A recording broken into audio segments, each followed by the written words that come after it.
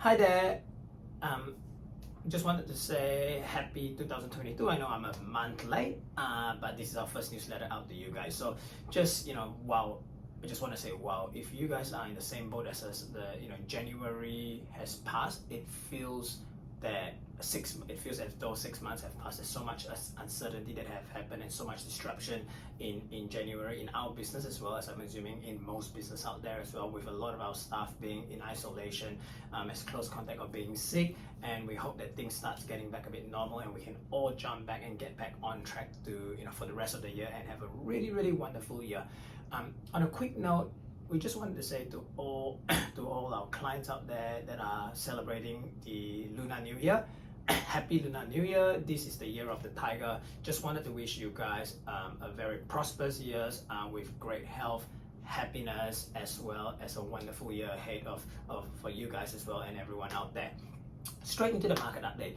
The big question that everybody's going to ask is what has happened in January?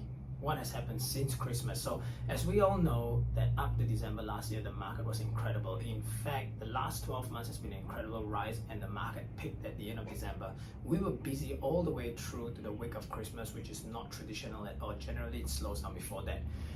So what we found coming back into this year is that the very first two open home of January, we found that numbers have been significantly down in terms of inspection. To be honest with you, we're probably down as much as 70 to 80%. However, what we're still finding is that the serious buyers are still out there and we are still selling property during those first 2 weeks at the peak of the market. So prices remains very strong is very important message that we want to go through.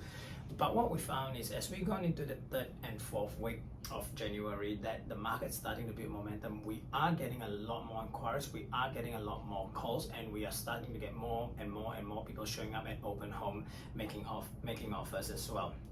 So we think that's what's going to happen. But one thing that we find is that the reason why there are less people at open home as well is that the increase of property prices over the last 12 months has been so significant that so many people that have only certain level of budget are being priced out of the market.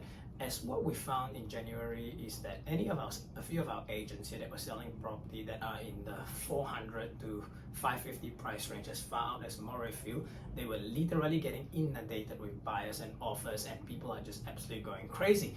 But in the core area that we're selling, whether it's Aspley, Fitzgibbon, Bundall, Castledine, where prices are literally gone to 850 up to 1.1, 1.2 million, the market has become smaller.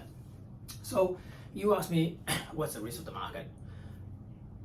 We've been reading articles and I'm sure that none of us can avoid it if you're turning on news channel on your news.com.au that interest rate rise. So it is only a matter of time, whether it's now or later, that interest rate is bound to rise because we're seeing it at a record low interest rate. So according to most banks, especially ANZ, have just come out to say that they're expecting interest rate rise towards the end of the year. And I truly believe this as well. The moment interest rate rise, it will definitely have an impact on the market. It will slow the market down. It will slow the market down, and buyers will start to take more cautious of the market. But same thing, all forecasts that have been made so far is that we'll still experience growth this year, not as crazy as last year, and potentially a turnaround in terms of a slight correction in 2023 is basically what the forecast is. But let's be honest with you, all it is even from the top economists, it is a guess. That's as far as we go, because if you guys look back and remember when COVID came first in 2020, all the big economists were saying that the property market was going to drop by 30%, and that never happened. In fact, it went the other way and went up by a significant percent. The question a lot of you might ask is, what if you want to sell this year? How does that impact you?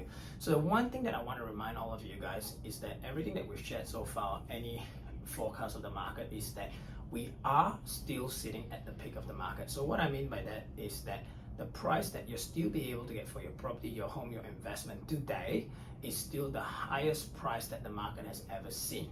But one thing that has changed for sure is that we found that the market has slowed down in terms of growth. So the market is no longer in a position where the last 12 months, sellers have the luxury of wanting more. So if a property sold last month for 500,000, sellers are wanting 550,000 the next month, and they're getting it because buyers are paying more, and it's going up, it's going up, it's going up, and it did that for a very, very long time.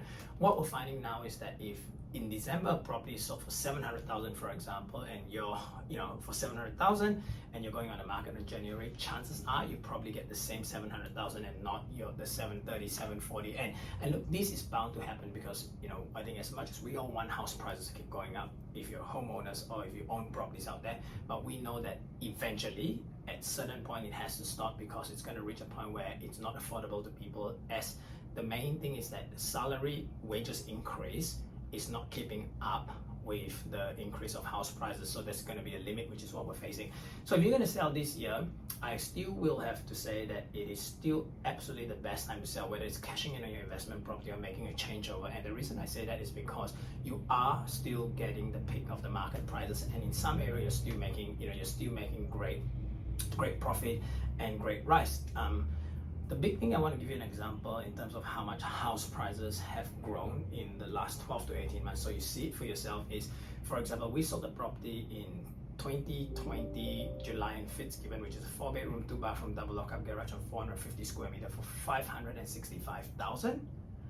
At the end of last year in November, which settled in December, we sold in the same pocket almost identical property, 4-bed, 2-bath, double lockup, 450 square meter, and we sold that for 860,000. So in that period of 15 to 18 months, you are literally looking at a growth of 52%, and that's in Fitzgibbon. That's in Fitzgibbon itself, and the same for majority of suburbs. So that is just how incredible the growth have been in the last 18 months. So it's a matter of time. So my biggest advice is that if you're wanting to sell in this market, give us a ring. We can have a chat about strategy. You are going to get the best price that is out there at the moment, but it's important to not be greedy and set a realistic expectation so that you can get the right strategy to make sure that you walk out with the most in your pocket. You guys have any question or want any update, pick up the phone, give me a ring. We're more than happy to help. Thank you.